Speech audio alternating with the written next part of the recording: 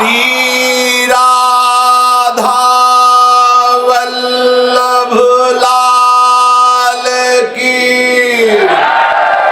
जय।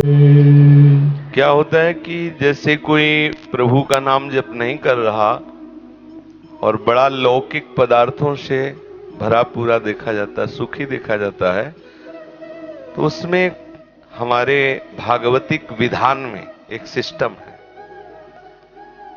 जो भगवत मार्ग से विमुख आचरण, पापाचरण, अधर्माचरण करता है और आपको सुखी नजर आ रहा हो तो उसके बहुत थोड़े पुण्य हैं।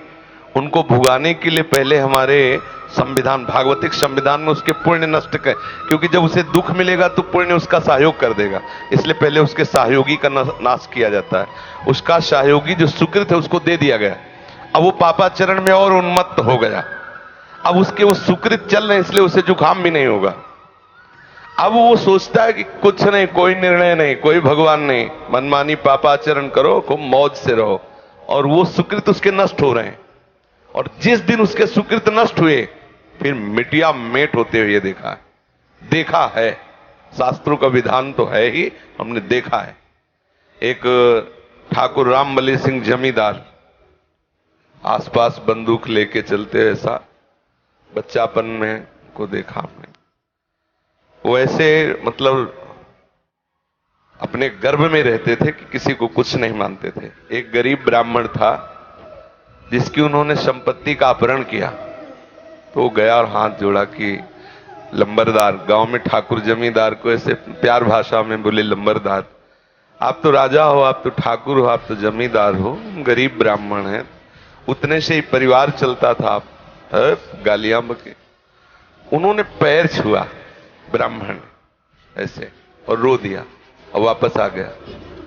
जानते हो आज उनके कुल में कोई पानी देने वाला नहीं। कुछ ही दिनों में बड़ा लड़का भयंकर कैंसर से बीमार हुआ, मर गया। दूसरा दिमाग खराब हो गया, तीसरे की टांग टूट गई, चौथा लेवरी करके उनको जो खवाने वाला था पीलिया हो गई। और आप अफीम के इतने नशेबाज बन गए कि धीरे धीरे सब, जहां उनके आगे पीछे बंदूक लेके चलते थे वहां मक्खी उड़ाने वाला कोई नहीं रहा, और एक पशु की तरह मरे जब कोई फेंकने वाला नहीं, ऐसी स्थिति। होता क्या है कि शुभ कर्म जब तक हमें वहां के हमारे भागवतिक विधान में सिस्टम है, यदि आप अधिक पाप करेंगे तो आपके जल्दी से जल्दी शुभ कर्म आपको दिए जाएंगे कि वो नष्ट हो तब तुम्हारा नाश शुरू होगा। और जब आप भागवतिक कार्य करते हैं तो देख लिया गया ना कि आप संभल रहे हो, तो आपको कोई बाधा ना पहुंचा सके, इसलिए आपके जो पाप कर्म हैं उनको फेंक दिया गया कि उधर से खाली करो। जो उसके शत्रु पक्ष के पाप कर्म जमा है उसको नष्ट करने के लिए उनको भेजो, क्योंकि इस समय धर्म निष्ठा में है, ये पचा जाएगा। तो उसके पाप कर्म आते हैं और धर्म में प्रबल होकर के उन पाप कर्मों को भोगता है, धर्मात्मा बन के चलता है। जिस दिन उसके पाप नष्ट हुए वो सुकृत और ये वर्तमान के सुकृत मिल गए, उस दिन जय हो जाती, उसकी कोई पराजय सजयती, त्रिभुवन में उसकी जय जयकार हो जाती है। और उस पापात्मा का ऐसा नाश होता है, कोई पानी देने वाला नहीं मिलता। ऐसा नहीं है कि पापी पुरुष मौज से है और धर्मात्मा कष्ट से है, उसके रहस्य को नहीं जानती, इसलिए तुम्हें ऐसा लगता है। समझ पा रहे हो? श्री राम